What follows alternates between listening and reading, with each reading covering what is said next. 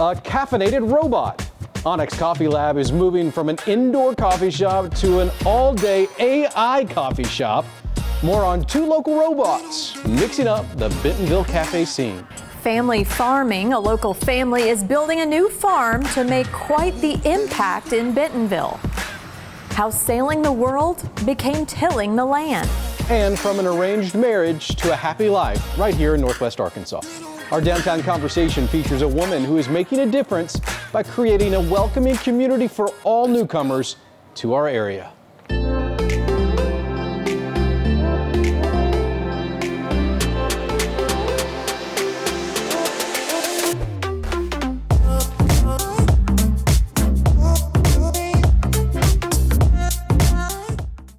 Welcome to a brand new edition of Downtown Now. This is downtown Bentonville, and this building is the Ledger. It is so very cool. I am Aaron Nolan. I'm Dana Schlegenhaft. Let's take a second to take a quick trip around one of the most unique buildings you'll see in Bentonville. Hey, if not the world. Maybe so. This is the world's first bikeable building. From top to bottom, you can take a bike ride or a walk from the ground floor to the 6th floor. That's where we are now. We're in the bar area of the 6th floor. In total, it's 1.5 miles up and back. Yeah, that's doable. You can do that. Maybe for you, not for me. In addition to being a cool place outside, you can walk inside, and what you see is something special. Each floor has its own feeling, its own vibe. This is a workspace for companies. You can rent space or just use it for a quiet place to work or grab coffee. All of the above, from the above, right here at Ledger on the 6th floor. We need to go now to some of the really cool stories that define who Bentonville is. Now, just down the street, not too far away from Ledger. I can see it, actually. Yes, is the Bentonville Square, home to one of my favorite pick-me-ups in town. Yeah, every time celebrities come to this area, they go visit the square. One of our favorites, Annie Leibovitz, maybe the most famous photographer in all the world, she loves to go to a specific coffee shop. And now Onyx Coffee Lab is shaking things up through a robot. And here's this week's Greater Bentonville Chamber of Commerce Business Spotlight. Coffee or cappuccino? It's a morning tradition. And now the art of a cup of joe is gaining steam all around the country, including right here in downtown Bentonville. In fact, one of the hottest stops around town is Onyx Coffee Lab. We were the first business in the Midtown building. John Allen and his wife Andrea put down roots here in Bentonville several years ago. Now they have multiple Northwest Arkansas locations. So we've seen coffee tourism explode in general, just like around the country. And so to have like one of those spots as a staple in Arkansas is really humbling and like exciting. Onyx popularity continues to grow, but a business addition has shown up near the square. One highly over-caffeinated robot, named appropriately by Onyx.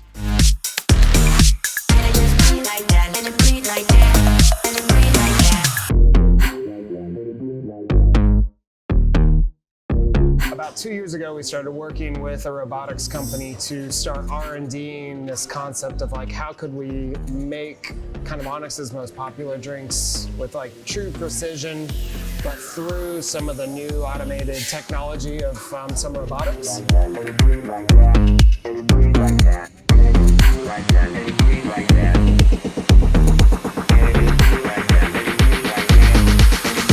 The physical testing on a cyborg cafe began in 2023 in San Francisco. Now, 2 can be found around our town, one downtown, and one at the Northwest Arkansas National Airport. Basically, you can order from your mobile phone or order from an iPad when the cafe is closed and still have some of your favorite drinks like made on the spot in a really quality and a kind of artistic way. While the growth in this drinkable art form is usually seen from the coasts, LA or New York, John and his team knew Onyx would be born in Bentonville. It was important for us to test it here, and I think to kind of make it its home, to sort of show that Northwest Arkansas is a hub for food innovation in general, and like really try to, I guess, bring that coffee tourism and bring the whole concept of just innovation within food to this area. So it's no doubt cool to have a coffee made by robot hands. But don't think this local business is giving up on the barista. At heart, Onyx is still all about people. This doesn't become Onyx, and as in like a fleet of robots that take over the world. The main thing is we don't want to put ourselves in any sort of box, but the focus will always be on people. So hopefully we can kind of conflate those two and come out right. I gotta admit, the robot is pretty user-friendly. Dana, you had the chance to order some of our staff some coffee. It's something else to watch that thing. Not only does it wave at you, it goes and gets your drinks. And if I can figure it out, anyone can, so you should go give it a try. Get a coffee downtown. Why not? Just come downtown. It's a great place to be. So from high-tech caffeine delivery to one of the most tried and true ways to get nutritious food right into local restaurants, one harvest at a time. Just 6 minutes outside the bustling heart of downtown Bentonville, there's a place where the pace of life gently slows.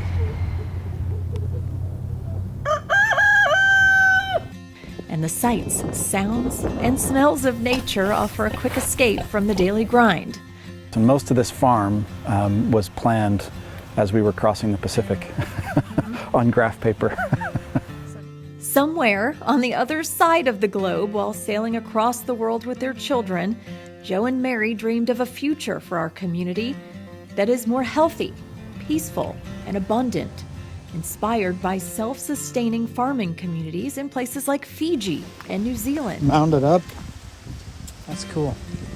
We've always known that farming was probably in our future, but it changed the way we are approaching it and the kind of farming we want to do. When they returned home, their plans, made on graph paper, grew into Tuckaway Farm, a regenerative farm that feeds, educates, and connects the community to the most basic beginnings of life. We want families to come out, spend a morning with us, come and see our animals, feed them, walk through the fields, maybe pick your own flowers. I want everyone to be able to experience that, to know what it feels like to put a seed in the ground and to watch it grow and then harvest something from that you get to consume. It feels like a magic trick. Something that happens, I think, inside when you get to see that. It's good for the soul. The farm serves as a fertile ground with a direct link to downtown Bentonville. That connectivity to where food comes from is really important to people, and that's why the farmers market is such a wonderful resource for the community, is because you get to meet all of those people and see them in living color and build those relationships. Tuckaway Farms will also grow food for restaurants like Conifer, Oven and Tap, and The Hive. Partnerships that sprouted by an early visit from Conifer's owner and chef Matt Cooper. He came out and walked our very meager farm with us and tried our tomatoes and tried our cucumbers and said, "Oh yeah, I want all of those." And like, that was this moment for us of like, we grew something that Matt Cooper wants to cook in Conifer. Like that's amazing. Whether you're dining downtown or stocking up on veggies at the farmer's market, think of the farm just tucked away from the busy Bentonville Square. This is a beautiful escape. And to be able to have both within, 6 or 7 minutes is so awesome for our community.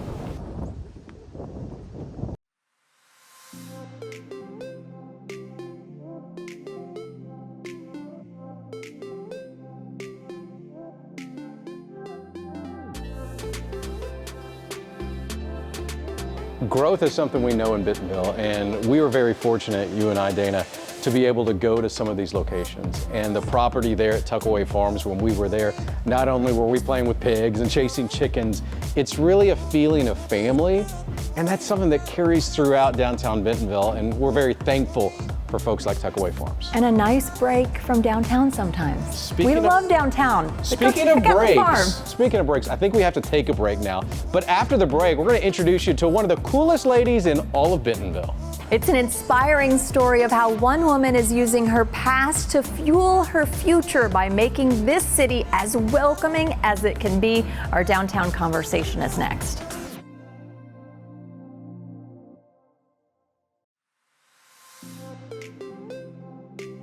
Sapna Ramachandran's story is not just inspiring.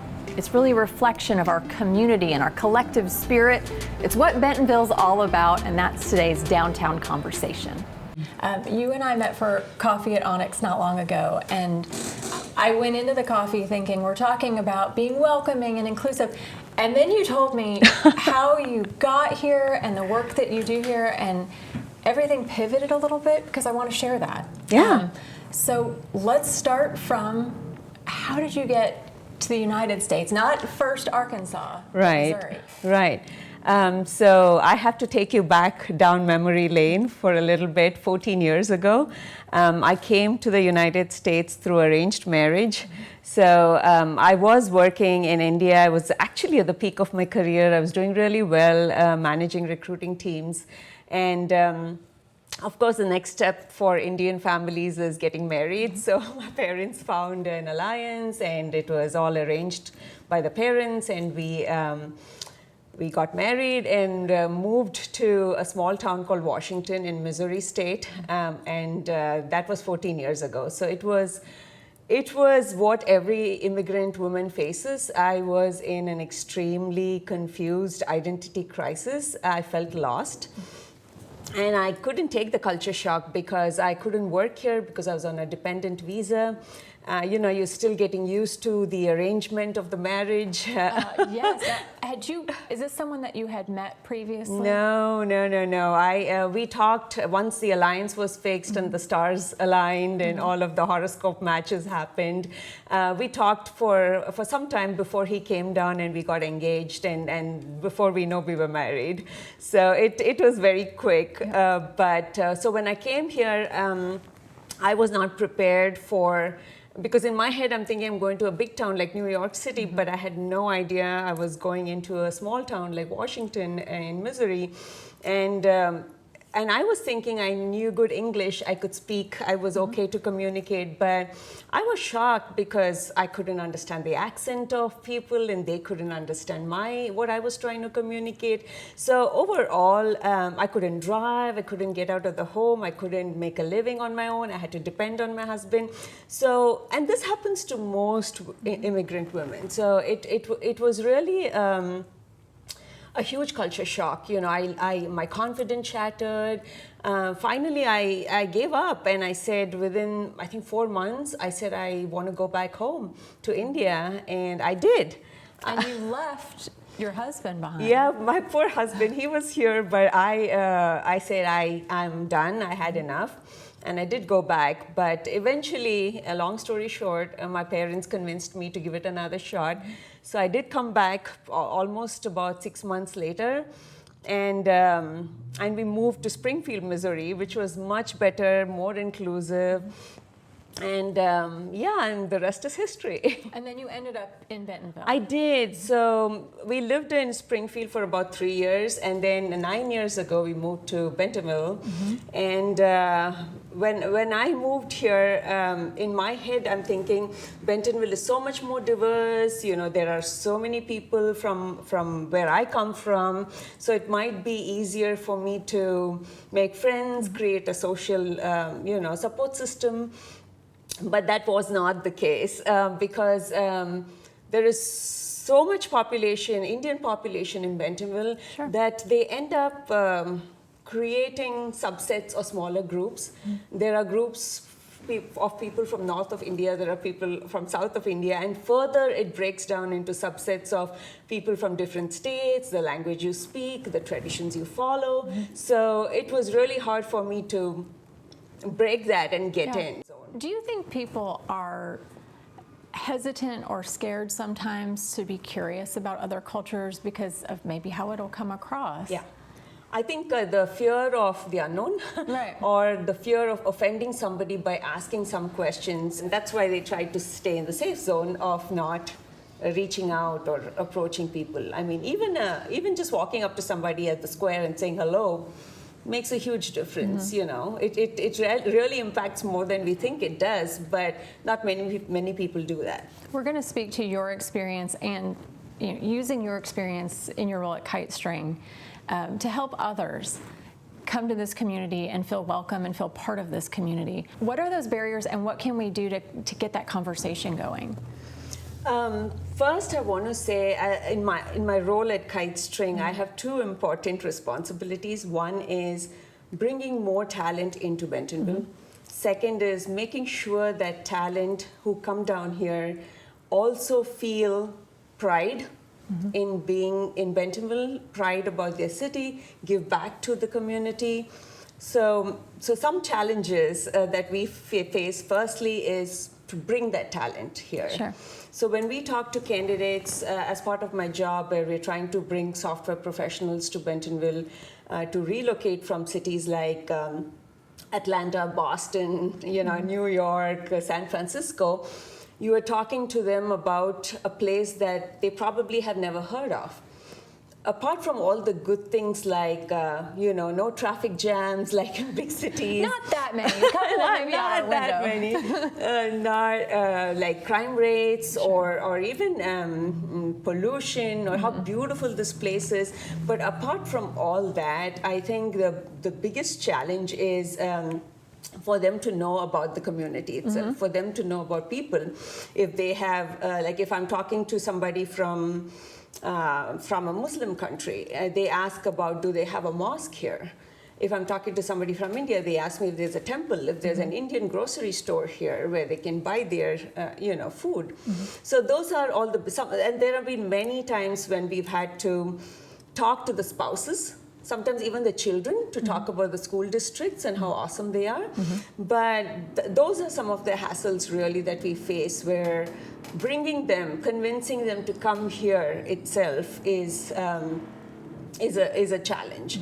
But once they come here, I think for us it is, of course, we know that they come here and everything changes. They start loving this place. I still get calls from spouses of people I brought down here to say, thank you, we made the best decision to move We here. like to hear that. Yes, Yeah. and they've been here 2 years, 3 years, and they just don't want to leave. So that's the impact I think the society has. But to my second point earlier, I don't think my responsibility or Kite String's responsibility ends at bringing people here. Or it doesn't mean that, okay, we brought these people here, now they're taxpayers, now they're contributing to the local economy, so our local businesses flourish, or they're populating the schools. That's not the only contribution. I think we want to make sure they become responsible citizens or members of the community, where they learn to give back to the community and become a part of the community, participate in events and things like that. So to go back to your question, the biggest challenge is to bring people here. You said participate in events. We're downtown Bentonville. Yes. We do First Friday and Farmers Market. I'll pick on our organization a little bit. What can we do better to make sure that everyone feels welcome at our events, they feel represented and heard at our events? Yeah, I think you're doing a fantastic job right now, because when you come to the square at a farmer's market, you just see the colorful vibe of the place. It's not just one certain kind of looking people. It is everybody, right? And I see, it's not. It's mixed. It's a healthy mix, right? So I see that happen, but I really wish that I would see more interactions happening. Yep. That is the only thing I feel like we missed. That was my final question, was just give us one thing that everyone watching can do. And it sounds like it's say good morning at Farmers Market, interact, be curious, ask questions. Yeah, I think we are a progressive city. But I don't think progressive only means having modern technology or modern infrastructure. I think progressive really means having less walls and more bridges. Well, I can't wait till our next coffee. Yeah, same here. And thank you for joining us today. Thank you, Dana. It was great being here. Coming up, you may think farmers markets are seasonal, but we'll show you one way to get local produce year-round. That's next.